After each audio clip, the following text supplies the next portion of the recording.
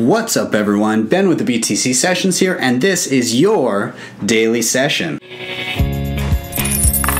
Hodl that Bitcoin.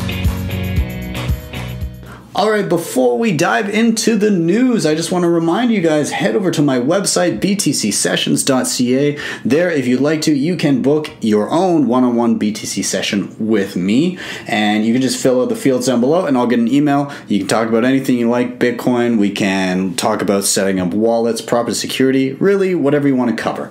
Also, if you'd like to hit up my Teespring link, that is down below as well. You can grab some BTC Sessions swag, or I just made a new hashtag Bitcoin Twitter shirt, replacing the hashtag crypto Twitter that is so popular before. So anyways, if you want any of that, down below. Let's move on to the news. And I'm not much of a short-term price guy, but I figured I'd tap on this because some people do enjoy this kind of stuff. Bitcoin price pattern is hinting at a possible short-term rally to 4,000 US.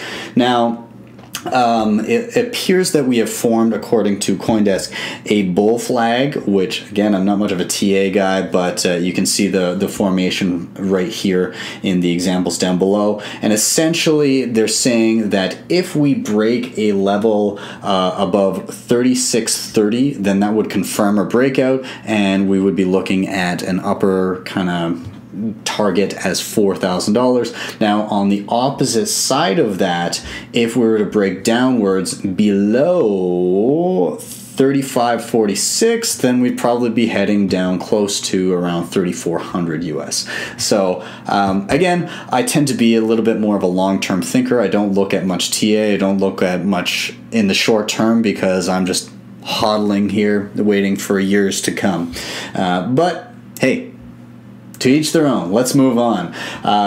Now, this is an interesting one. In the Philippines, one of the largest banks, known as Union Bank, has actually collaborated with the country's central bank to launch a Bitcoin ATM, kind of test it out, at their headquarters. Now, the interesting quote that I saw here was, in the bank's continued quest to cater to the evolving needs and tastes of customers, including clients who use virtual currency, the ATM will provide these clients an alternative channel to convert their pesos to virtual currency and vice versa. Now, there's a picture here of the soon-to-be-launched crypto ATM at their headquarters.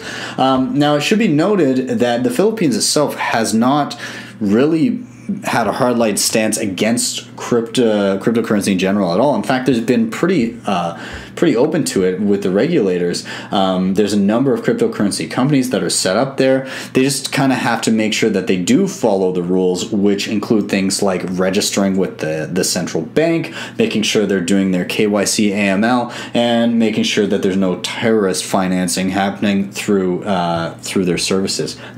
So, yeah, I find this interesting. It's particularly interesting, again, that a central bank is involved with this. But why might that be, you're wondering? Well, a lot of this is used for remittances, and so, especially in the Philippines, remittances account for 10% of their GDP, and anything that may assist that and allow money to flow more freely for the Philippines, I think is a net positive, and it seems like the country itself is seeing that as well. So that may be playing a part in it.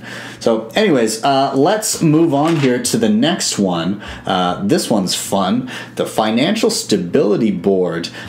This was at the Bank of International Settlements special governors meeting in Hong Kong. The interesting quote here is, developments like the emergence of crypto assets may challenge any framework in reference to financial frameworks that are used for financial stability and vulnerability. So I guess the interesting thing here also, they say that it makes the goal of a robust framework all the more important. This is a 180-degree turn from what they were saying last October. Last October, they were saying that cryptocurrencies pose no significant risk to global financial stability, whereas now they're more or less saying, oh man, we better watch out for these guys because they could really hurt things that we've set up. And my main response to this article is, of course they're not going to like it. Of course the guys that set up the current infrastructure and are able to rent seek on top of it, they're not going to like anything that allows people to easily opt out. And the great part about it is they don't get any fucking choice in it. So wonderful, wonderful. I like to see the Bank of International Settlements sweat. Let's move on. Bitcoin transaction fees have fallen to 2014 levels, so they've dropped quite a bit. It's now cheaper than it has been in the past few years to send off your Bitcoin transactions on chain. They also say here that median fees are at levels not seen since 2015, and this is despite the total monthly Bitcoins moved on-chain are standing at higher levels than seen throughout most of all of 2018. Now, there's one thing we should note here. There was a spike near the end of the year in 2017 leading into 2018. So that was obviously when kind of the mania was hitting a fever pitch. There was also a bit of a spike in early 2019 here, but that was likely in relation to the proof of keys that was happening. So that's what people were trying to move their cryptocurrency off of exchanges into their own wallets. But all in all, great, wonderful. Now, I should say that along with great news, there's always FUD. When people say that the fees have risen, then there's FUD saying, well, nobody's going to use it. It's too expensive. They're going to move to other systems, and then Bitcoin is going to die. Well, when fees are this low, people are saying, oh, well, that's terrible, because then when the block reward eventually disappears, there's not going to be high enough fees to subsidize the miners, and they're going to stop mining, and then the system's going to come to a halt, which I think is trash. I don't think it's going to happen. And we've seen on either side of the spectrum that the system kind of self-regulates and the fee market figures itself out. And I think Matt Odell summed it up perfectly on Twitter here. 2015, Bitcoin fees are too low. Bitcoin is doomed. 2017, Bitcoin fees are too high. Bitcoin is doomed. And he goes on to say the same for 2019, 2021. There's always going to be stuff like this out whenever anything happens. And it's probably in your best interest to just try and ignore the noise. It doesn't really faze me anymore anyways. I just want to finish on a wonderful note here. Now, those of you unfamiliar, the Lightning Network Trust Chain, or the Torch, has been passed around for quite some time now. A guy named Hodlnot on Twitter started a Lightning transaction and sent it off, and each person has added 10,000 Satoshis to it and continued to pass it on down the line of succession to a whole bunch of other people. People like the CEO of Twitter, Elizabeth Stark from Lightning Labs, Andreas Antonopoulos, and a ton of others have had the Lightning Network Torch.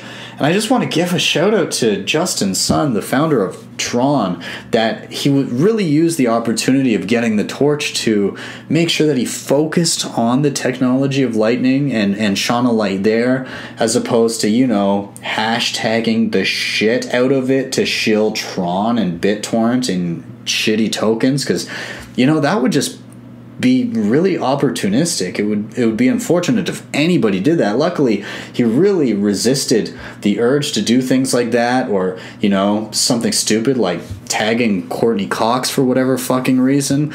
Really thankful that he didn't do that. Really, really great show of restraint there, Justin. So kudos to you. Anyways, guys, I hope you're all having a wonderful night. I'm going to sign off there. Thank you so much again.